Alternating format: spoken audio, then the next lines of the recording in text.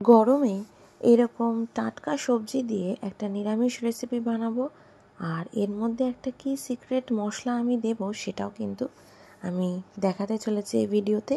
এটা কিন্তু খুব অল্প তেল মশলার রান্না আর খুব তাড়াতাড়ি তৈরি হয়ে যায়। খেতে কিন্তু অসাধারণ লাগে, রুটি পরোটার সাথে সাথে এটা ভাতের সাথেও কিন্তু খেতে খুব ভালো লাগবে।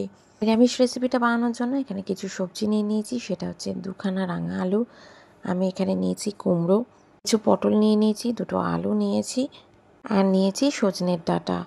তো এই সবজিগুলোকে ভালো করে ধুয়ে পরিষ্কার করে ছোট ছোট টুকরো করে আমি কেটে নিয়েছি। আর এদিকে কড়াইতে তেলটা বসিয়ে তেলটাকে গরম হতে দিয়েছি। তার জন্য প্রথমে কড়াইতে তেল দিয়ে দিয়েছি, তেলটা গরম হতে এর মধ্যে ফোড়নে দিয়ে দিয়েছি 1 চামচ সাদা জিরে, 2টো তেজপাতা, 2টো এলাচ, 1 চামচ 5 ফোড়ন, আর দিয়ে দিয়েছি এর মধ্যে 2টো দারচিনি স্টিক। ভালো করে ফোড়নটাকে খুব সুন্দর করে ভেজে নিতে হবে যাতে একটা দারুণ গন্ধ বেরোয়। যখনই গন্ধটা বেরোচ্ছে তখনই আমি এর মধ্যে দিয়ে দিয়েছি ডুমো ডুমো করে কেটে নেওয়া আলুটাকে আমি ভালো করে ভেজে নিচ্ছি। এবার 2 মিনিটের জন্য আমি পটল আর আলুটাকে ভালো করে ভেজে নেব। সবজি আমি সবই একসাথে ভাজছি, আপনারা চাইলে একটা একটা করে ভেজে তুলে নিতে পারেন, কিন্তু তাতে তেলটা একটু বেশি লাগবে, তাই জন্য আমি একবারেই সব কিছু ভেজে নেব। দিয়ে দিলাম এর মধ্যে সজনের ডাঁটা। এবার ডাঁটা দিয়ে ভালো করে আরও কিছুক্ষণ ভেজে নিচ্ছি। সবজি আপনাদের যতটা ইচ্ছা আপনারা ব্যবহার করতে পারেন, আর যেরকম ইচ্ছা আপনারা ইউজ করতে পারেন। এখানে মানে যে সবজিগুলো আমি এখানে নিয়েছি আপনারা এখানে এক্সট্রা আরও সবজি কিন্তু ব্যবহার করতে পারেন, সেটা আপনাদের ওপর। এখানে আমি দিয়ে দিলাম কিছুটা পরিমাণে মিষ্টি আলু, আর দিয়ে দিয়েছি এখানে ডুমো ডুমো করে কেটে নেওয়া কুমড়ো।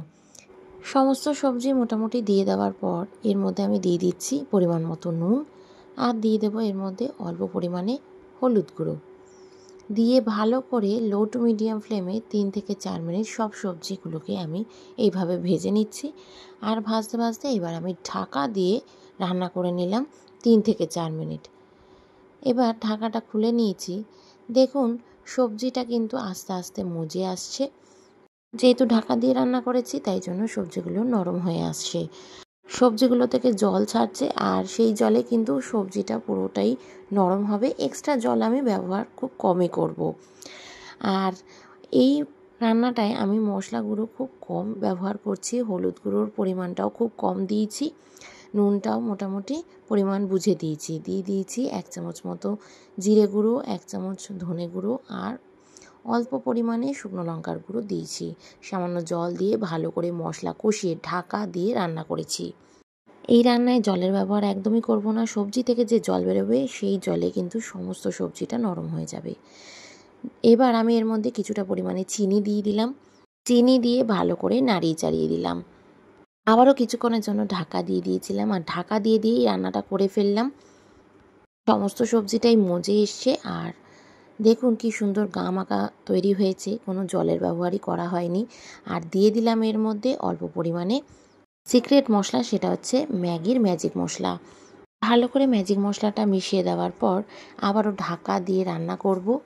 আর ম্যাজিক মশলাটা দিয়ে কিন্তু আমি ভালো করে মিশিয়ে নিয়েছি, আর দেখুন আলু, কুমড়ো, মিষ্টি আলু সবই কিন্তু নরম হয়ে গেছে। আর বেশিক্ষণ কিন্তু এটার কোনো রান্না করতে হবে না, সব মশলা দেওয়া হয়ে গেছে, চিনিটাও ঠিকঠাক আছে। চিনিটা অবশ্যই দেবেন যাতে এই নিরামিষ রেসিপির টেস্টটা একদম ব্যালেন্সে আসে। আরও 2 মিনিট ঢাকা দিয়ে এটাকে স্ট্যান্ডিং টাইম দিয়ে এবার এটাকে আমি পরিবেশন করছি। রুটি পরোটার সাথে তো খেতে ভালো লাগবেই, সাথে এটা ভাত দিয়েও কিন্তু দারুণ লাগে।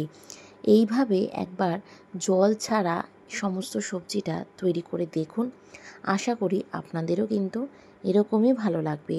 ব্যাস তৈরি হয়ে গেল রুটি, পরোটা বা ভাতের সাথে খাবার একদম দুর্দান্ত স্বাদের নিরামিষ একটি রেসিপি। কেমন লেগেছে অবশ্যই কিন্তু কমেন্টসে জানাতে ভুলবেন না। ভালো লেগে থাকলে লাইক, শেয়ার অ্যান্ড কমেন্ট করবেন। পাশে থাকা বেল আইকনটা অবশ্যই প্রেস করবেন নতুন ভিডিওর আপডেটসের জন্য। বাড়িতে যে পদ্ধতিতে আমি রান্না করলাম একবার অন্তত এটা রান্না করে দেখবেন, খেতে হবে অসাধারণ। তো আপনারা খুব খুব ভালো থাকবেন, সুস্থ থাকবেন, সাবধানে থাকবেন।